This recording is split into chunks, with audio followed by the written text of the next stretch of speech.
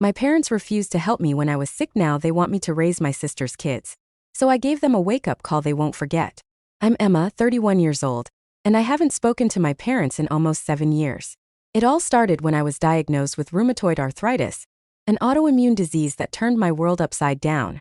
The medications I needed weren't covered by my insurance, and working as a freelance photographer between contracts, I was barely scraping by.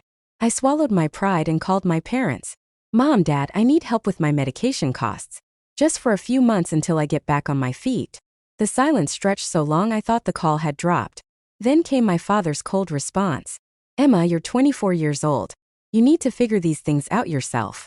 Don't rely on us just because we're family. My mother's voice joined in, equally dismissive. We can't enable your dependency. You'll find a way. I was stunned. This wasn't about wanting a handout. This was about survival. The medication cost $900 monthly. Money I simply didn't have while job hunting. But their message was crystal clear. I was on my own. We had a brutal fight that night. I told them exactly what I thought about their so-called tough love. How they'd always made me feel like an outsider in my own family. They never apologized, not once in 7 years. I managed eventually, cutting every corner imaginable. I lived on instant mac and cheese for months, gave up my apartment to stay with friends, sold everything valuable I owned. The stress probably made my condition worse, but I survived without their help. My older sister, Rebecca, 35, remained their golden child throughout it all. She was everything they wanted. Married young to her high school sweetheart, Nathan, had 2 beautiful daughters, lived in the suburbs of Charlotte with her white picket fence dreams. While I struggled with my health and career, she basked in their approval and support.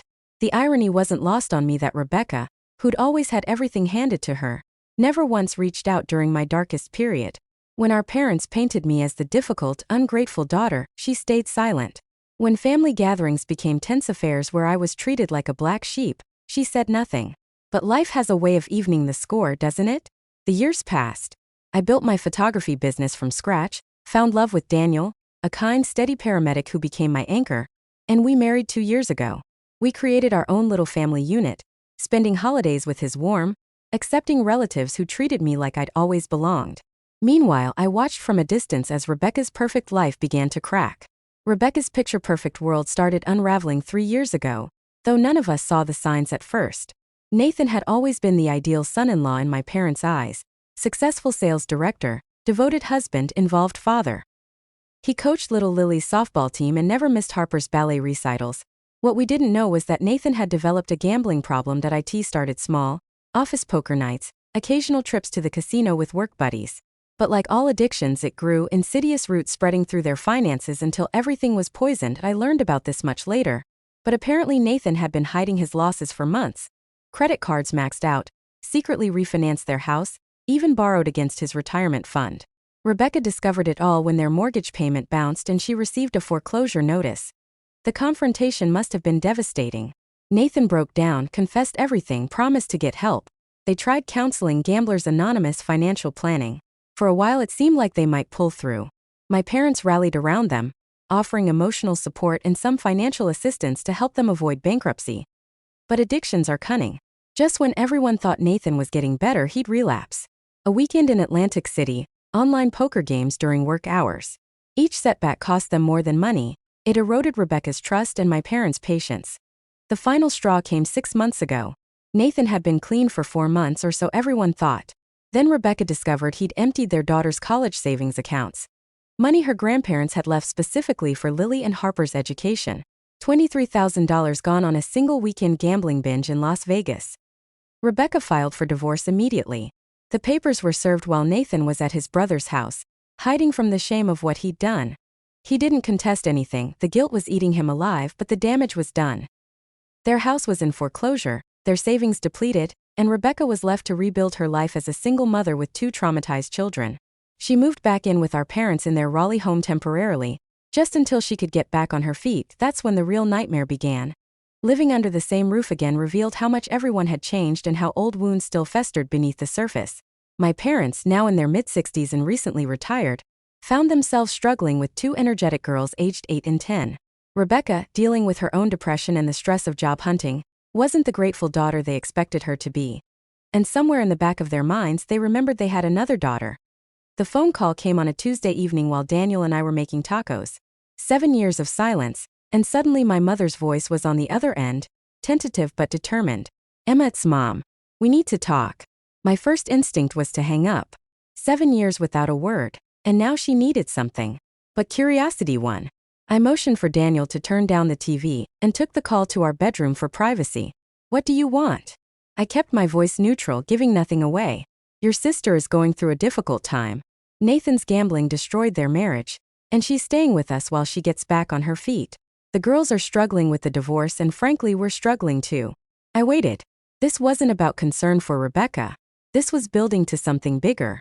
We're retired now, Emma. Our fixed income is stretched thin, supporting 3 extra people. Rebecca is looking for work, but it's taking time. We're wondering if you could help us financially, just until things stabilize. The audacity took my breath away. After 7 years of no contact, they thought they could just call and ask for money. After refusing to help me with life-saving medication, they wanted me to subsidize their comfortable retirement. You're joking, I said flatly. Emma, we're family. We need to stick together during difficult times. Family? I interrupted. Where was family when I was sick and desperate? Where was family when I was living on borrowed couches because I couldn't afford rent and medication?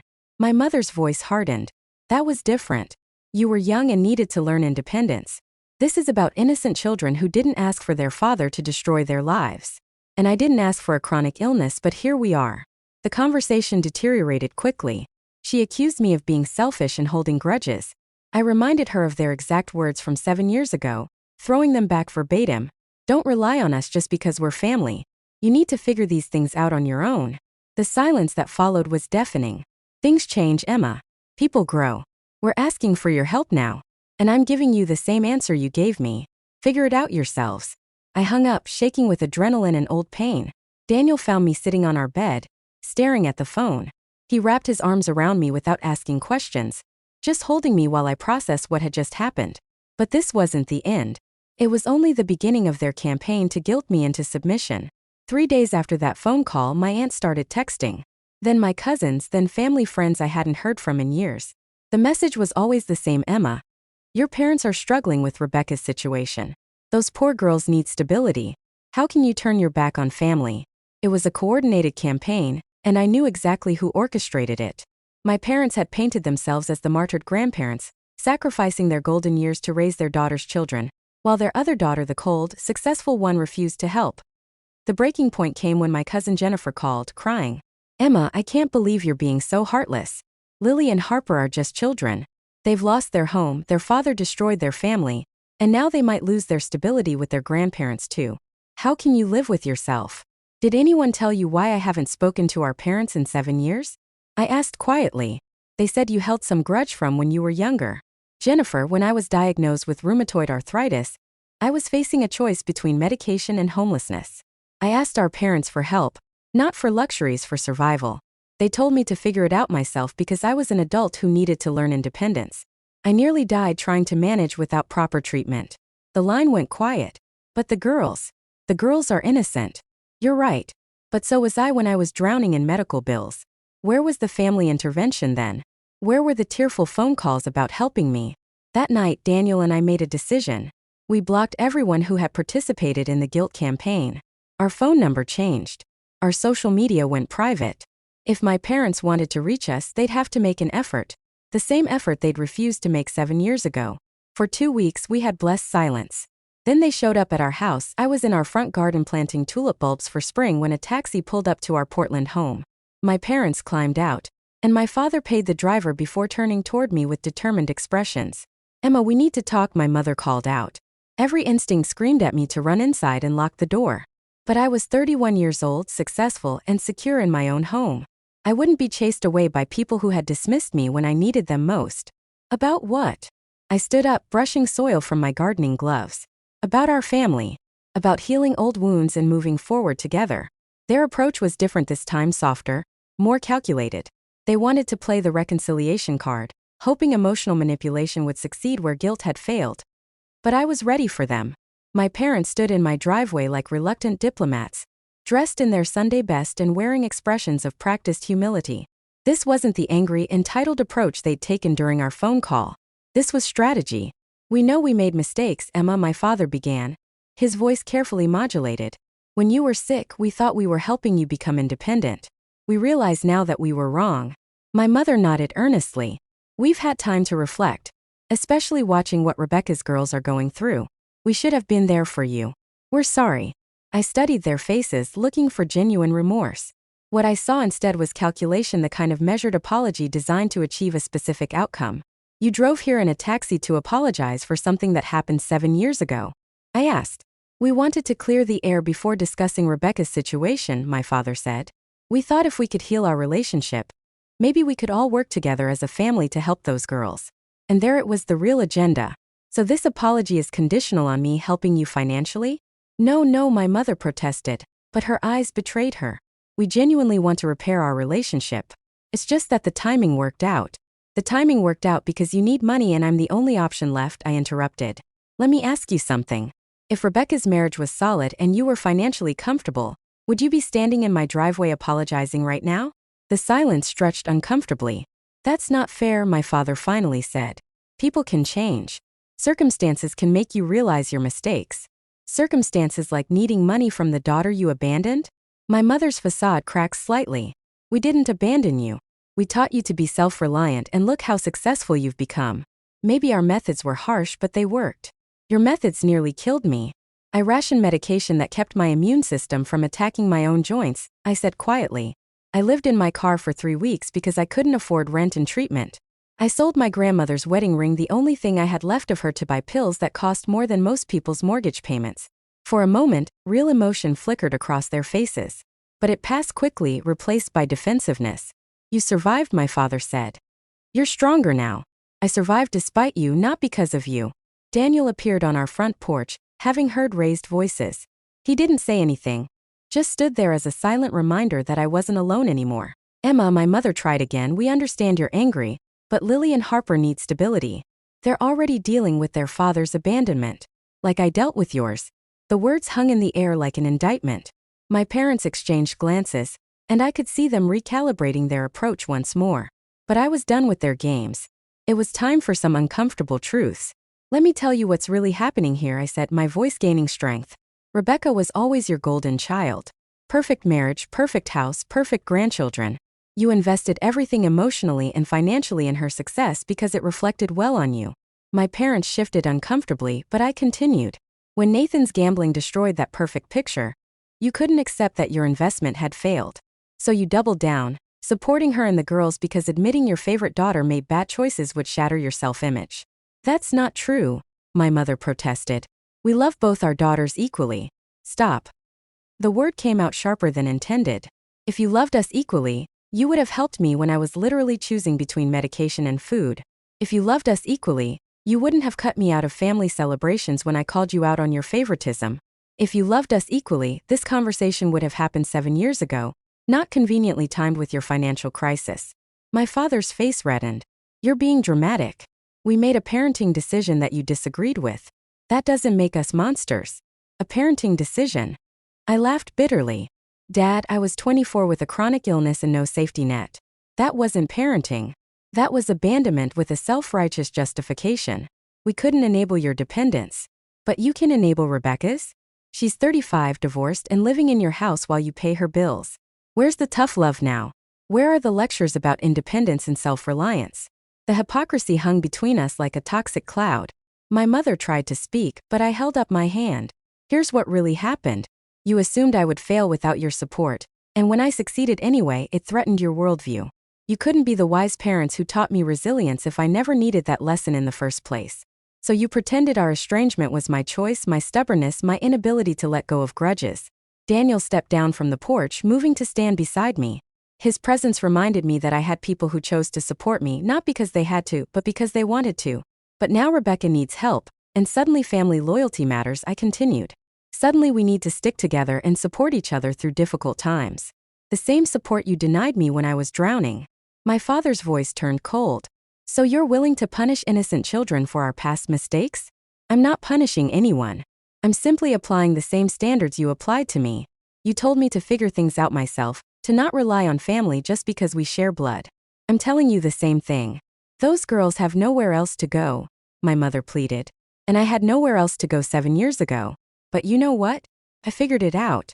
I built a life, found love, created my own family. Maybe it's time for Rebecca to do the same instead of running home to mommy and daddy. The conversation was spiraling towards something ugly, something that would leave permanent scars. But maybe some wounds needed to be opened before they could properly heal. Or maybe some relationships were meant to stay broken. The standoff in my driveway had reached its breaking point. My parents stood there, their carefully constructed narrative crumbling around them, while I finally said everything I'd held back for 7 years. "You want to know the real tragedy here?" I said, my voice steady despite the emotion threatening to overwhelm me. "It's not that you wouldn't help me when I was sick. It's that you never once in 7 years wondered if I was okay. Never called to check if I was alive, if I'd found treatment, if I'd figured things out like you demanded." My mother's eyes filled with tears. Whether from guilt or frustration, I couldn't tell. "You celebrated Rebecca's milestones, shared her photos, bragged about your grandchildren. But when I married Daniel, when I built my business, when I achieved everything you claimed you wanted me to learn, independence, resilience, self-reliance, it didn't matter because it happened without your approval. We were proud of you," my father said weakly. "No, you were vindicated. There's a difference. You didn't celebrate my success. You used it to justify your abandonment." Daniel squeezed my hand. A silent reminder that I didn't have to do this alone anymore. "So here's my final answer," I said, looking directly at both of them. "I will not be contributing financially to Rebecca's situation. If you're struggling to support her and the girls, maybe it's time to have the same conversation with her that you had with me. Figure it out yourself. Don't rely on family just because you share blood." My mother gasped. "How can you be so cruel?" "I'm not being cruel. I'm being consistent. I'm applying the same standards you taught me, that love isn't about enabling dependence, that adults need to solve their own problems, that family isn't an automatic safety net." "But the children," my father started. "Will be fine just like I was fine. Rebecca is educated, capable, and has a support system I never had. She'll figure it out because that's what adults do, right? That's what you taught me." For a long moment nobody spoke. The weight of years of resentment and disappointment settled between us like a wall that couldn't be torn down with a single conversation. Finally my mother spoke, her voice hollow. "So that's it. You're going to hold this grudge forever." "I'm not holding a grudge, Mom. I'm protecting myself from people who only value me when they need something from me. When you were done raising me, you were done with me until now, when circumstances made me useful again." "We love you," she said, but the words sounded empty. "Maybe you do, in your way. But your love comes with conditions and calculations. It disappears when I don't meet your expectations and reappears when you need something. That's not love. That's convenience." My father straightened, his expression hardening with familiar stubbornness. "Fine. If that's how you want to handle this, we'll manage without you. Just like we always have." "Yes," I agreed. "You will. Just like I managed without you." They turned to leave, walking back toward the street where their taxi waited. But my mother stopped and looked back. "When you have children of your own, you'll understand how hard these decisions are." For the first time in the conversation I smiled. Not with bitterness but with genuine peace. When I have children, they'll never have to doubt whether I love them unconditionally. They'll never have to choose between their health and my approval. And they'll never have to wonder if my support comes with strings attached. As their taxi pulled away, Daniel wrapped his arms around me. We stood there in our garden, surrounded by the life we'd built together, watching my past disappear around the corner. 3 months later, I heard through extended family that Rebecca had found a job at a marketing firm and moved into her own apartment in Durham. The girls were adjusting well, attending a good school and seeing a therapist. My parents had quietly sold their larger house to downsize into something more manageable in a retirement community. They figured it out themselves just like I did and just like I always knew they could. 6 months later, Daniel and I announced we're expecting our first child. We shared the news with his family, our friends, and the chosen family we've built over the years, people who love us not because they have to, but because they want to. My parents will never meet their grandchild from me. Not out of spite, but out of protection. Some cycles need to be broken. Some patterns need to end, and I'm finally free. And as I sit here now, feeling my baby kick inside me, I make a promise to this little life. You will always know you are loved. You will never have to earn my support. And when you need me, not if, but when, I will be there. No conditions, no calculations, no strings attached. That's what real family looks like. And that's the legacy I choose to pass on.